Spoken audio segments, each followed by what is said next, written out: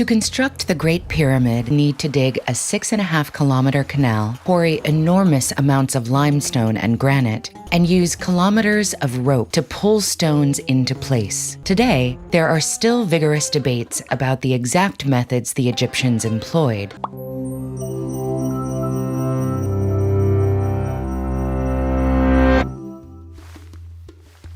As soon as Pharaoh Khufu ascended the throne circa 2575 BCE, work on his eternal resting place began.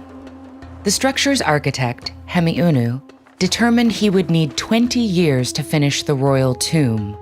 But what he could not predict was that this monument would remain the world's tallest man-made structure for over 3,800 years.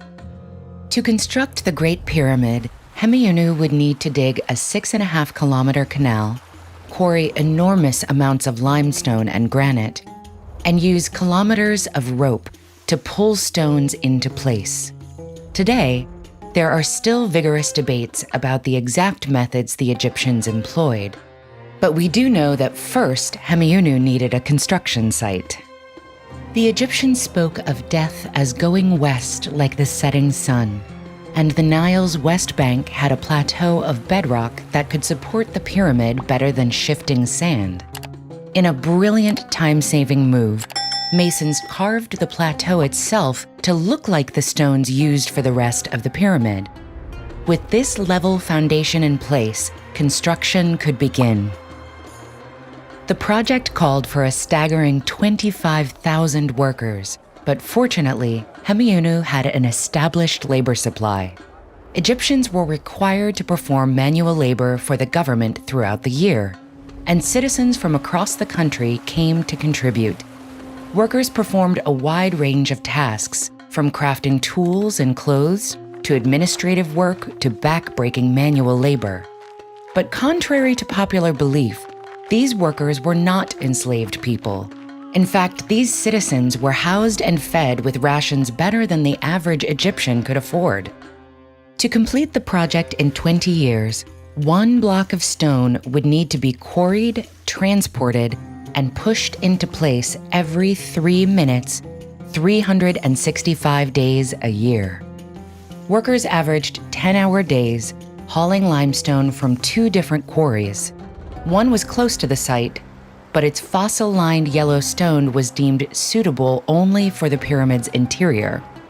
Stones for the outside were hauled from roughly 13 kilometers away, using 9-meter-long sleds made from giant cedar trunks. When mined from the ground, limestone is soft and splits easily into straight lines, but after air exposure, it hardens, requiring wooden mallets and copper chisels to shape. The pyramid used over 2 million stones, each weighing up to 80 tons. And there was no room for error in how they were shaped. Even the smallest inaccuracy at the bottom of the pyramid could result in a catastrophic failure at the top. Researchers know where the materials used to build the pyramids came from and how they were transported. But the actual construction process remains mysterious. Most experts agree that limestone ramps were used to move the stones into place, but there are many theories on the number of ramps and their locations. And the pyramid's exterior is just half the story. Since death could come for the pharaoh at any time, Hemiunu always needed an accessible burial chamber at the ready, so 3 separate burial chambers were built during construction. The last of these, known as the King's Chamber, is a spacious granite room with a soaring ceiling located at the heart of the pyramid.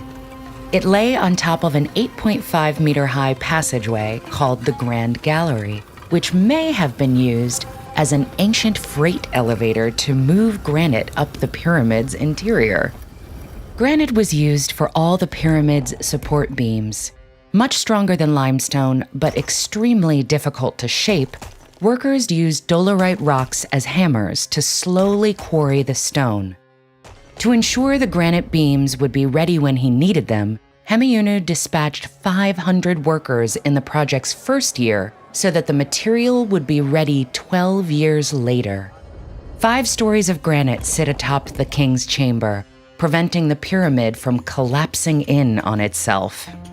Once complete, the entire structure was encased with white limestone, polished with sand and stone until it gleamed. Finally, a capstone was placed on top, covered with electrum and glimmering like gold. This peak shined like a second sun over all of Egypt. This video was made possible with support from Marriott Hotels. With over 590 hotels and resorts across the globe, Marriott Hotels celebrates the curiosity that propels us to travel. Check out some of the exciting ways TED Ed and Marriott are working together, and book your next journey at Marriott Hotels.